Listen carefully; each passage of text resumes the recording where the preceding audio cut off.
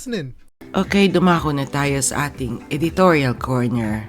Ito po ang katanungan, may epekto kaya ang bagong HIM? Ano ito? Pakinggan natin. Kasi nagpalabas ng Memorandum Circular number 52 ang Malacanang na nag-aatas sa mga ahensya ng gobyerno na isama ang pag-awit ng Bagong Pilipinas HIM at pagbigkas ng panata sa Bagong Pilipinas sa kanilang lingguhang flag ceremonies. Kabilang sa mga inatasan ay ang Government-Owned Controlled Corporation o GOCCs, educational institutions gaya ng state universities and college at hinihikayat din ang local government units, ang LGUs, na bigkasin ito tuwing flag ceremony. Layunin daw nito na maisapuso ang prinsipyo ng Bagong Pilipinas brand of governance and leadership sa mga Pilipino. Nung isang araw, sinimulan ng awitin at bigkasin ng Bagong Pilipinas HIM at panata sa Bagong Pilipinas sa mga tanggapan ng pamahalaan. Sinabi din ng Malacanang na dapat at tiyaking may papalaganap ng maayos ang awit at pangako ng Bagong Pilipinas. Mahigpit ding inatasan ng Presidential Communication Office o PCO na magsagawa ng mga hakbang para maipalaganap ang HIM at panata sa lahat ng ahensya ng gobyerno at publiko. Mula nang ilunsad ang Bagong Pilipinas HIM, marami nang nagsabi na ito ay walang ipinagkaiba sa Bagong Lipunan HIM na laging pinapatugtog nung panahon ng ating dating diktador na President Ferdinand Marcos Sr. para i-promote ang mga pagbabago daw na makaraang ideklara ang martial law noong 1972. Laging pinatutugtog sa mga himpilan ng radyo ang Bagong Lipunan HIM at inaawit din ng mga bata sa eskwelahan. Bagamat wala namang kautusan na ere ang Bagong Pilipinas HIM ni Marcos Jr. sa mga himpilan ng radyo, ay nakatitiyak namang magiging malamig ang pagtanggap daw dito, lalo na daw ng mga kabataan. At matatandaan na ang Bagong Pilipinas ay inilunsad noong July 2023 pero hanggang ngayon hindi pa lubusang kilala at walang ingay sa pandinig. Ito, babasahin ko sa inyo ang Bagong Pilipinas HIM, ang lyrics ng Bagong Pilipinas HIM. Panahon na ng pagbabago. Dahil sa ito ay kinakailangan tayo ay magtulong-tulong na paunlarin ang mahal nating bayan. Panahon na ng pagbabago at iayos ang mga dapat ayusin. Dapat lang maging tungkulin ng bawat mamamayan dito sa atin. Makabuluhan naman ang isinasaad. Pero mas maganda pa rin kung ang mga opisyal ng gobyerno ang magpapakita ng halimbawa sa mamamayan. Ipakita ang pagbabago sa pamamagitan ng gawa ng walang bahid na katiwalian. Just saying lang yan. At ito po ang inyong editorial corner ngayong gabi. Maraming salamat po.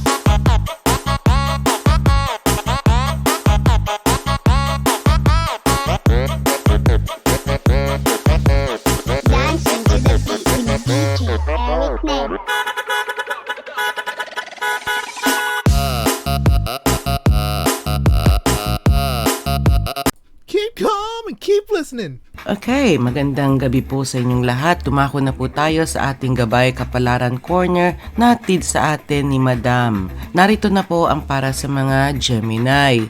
Hello po sa inyong lahat. Isang sorpresa ang naghihintay. Magiging maligaya sa romansa.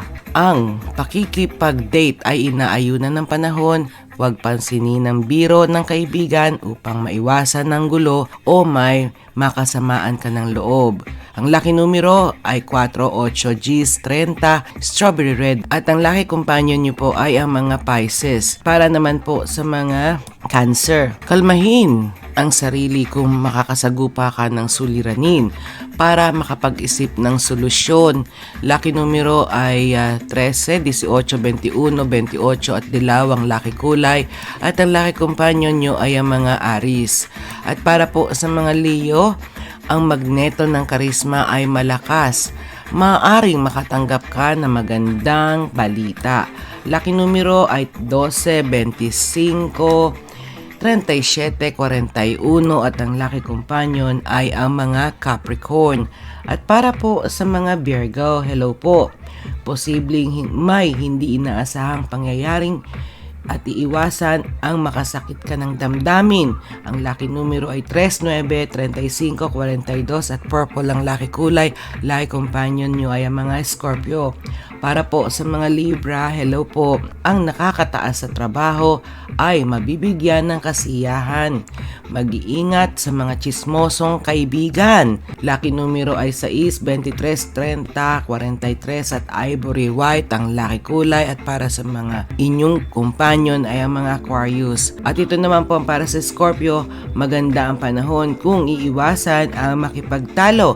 May tawag na magbibigay ng kasiyahan sa iyo. Lucky numero ay 2, 5, 32, 39 at light blue ang lucky kulay. Lucky companion ay ang mga Leo. Para po sa mga Sagittarius, hello po. Ang pakikipag-unayan sa mga profesional ay makakatulong sa iyong hanap buhay. Ang lucky numero ay 4, 9, 28, 43 at violet. Ang lucky kulay, lucky companion ay ang mga Leo. Para po sa mga Capricorn, hello po. Madaling magbagabag ang kalooban at walang magiging balakid sa gustong mangyari. Lucky numero ay Gs, 27, 35, 42 at magenta. Ang lucky kulay, lucky companion, Aries.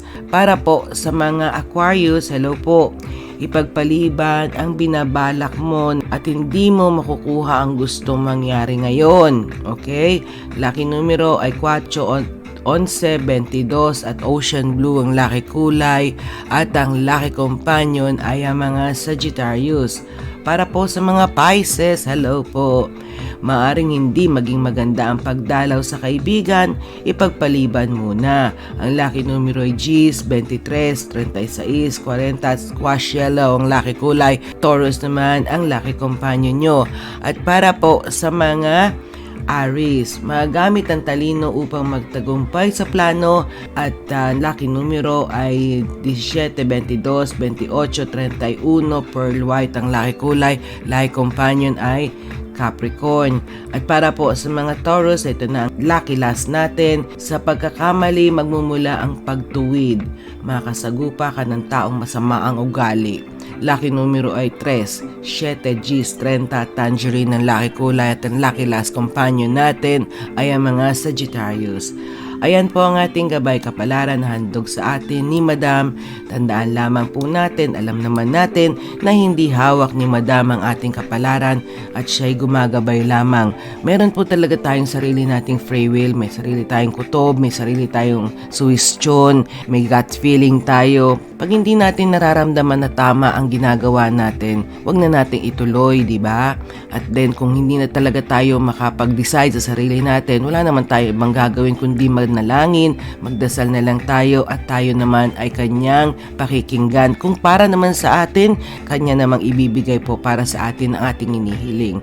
At kung hindi naman po talaga ibinibigay pa hanggang ngayon, mag-wait lang po tayo dahil meron pa po talaga tayo sigurong hindi pa nagagawa sa buhay natin na dapat natin ginagawa, di ba? Tandaan natin, ang Panginoon lang ang tanging nakakaalam ng pangyayari magaganap sa ating lahat. Nakasulat na yan.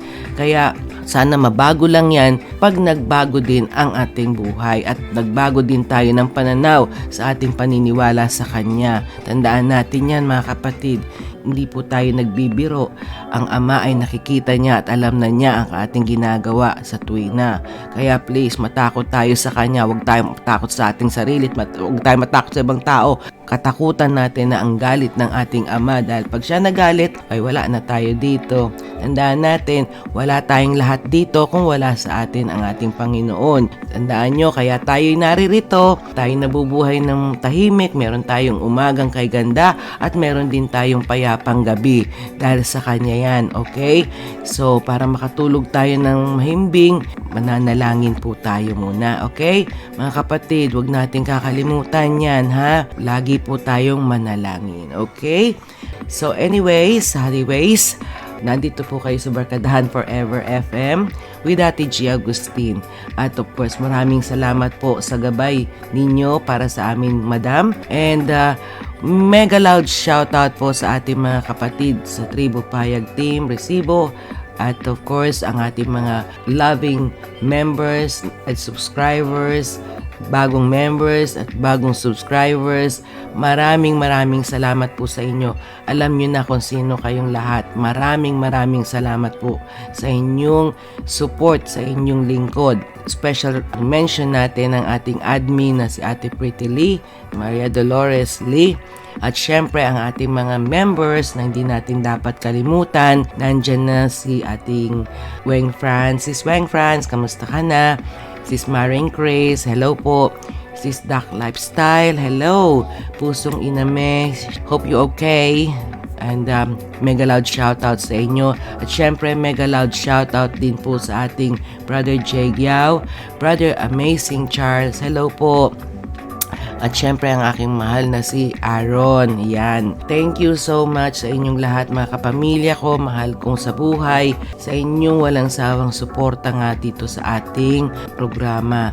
Ang support po ninyo ay talaga naman pong very much appreciated. Bahala na po ang Ama sa inyong kabutihan at pagmamahal sa inyong lingkod para masuklian ang inyong kabutihan po sa inyong lingkod. Maraming salamat po. Again, po nga ang inyong lingkod at lagi nagpapaalala sa inyo na keep smiling, walang bayad dyan.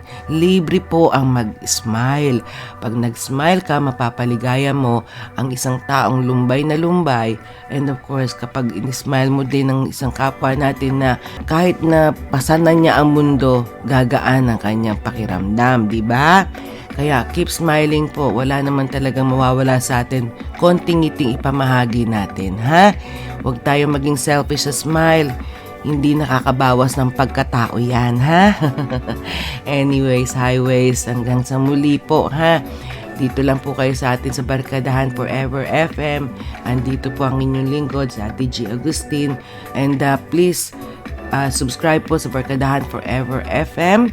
At please click the notification bell para po maging updated din po kayo, ma-notified po kayo pag meron po tayong mga premiere sa nilalabas na atin dito sa ating channel. Again, maraming salamat po sa inyong lahat. Hanggang sa muli, mag-iingat po kayo, ha? Keep safe everyone. And may God bless you all. God loves you all. God loves you and so do I. To God be all the glory. Till next time mga kapatid, I love you all. Ciao!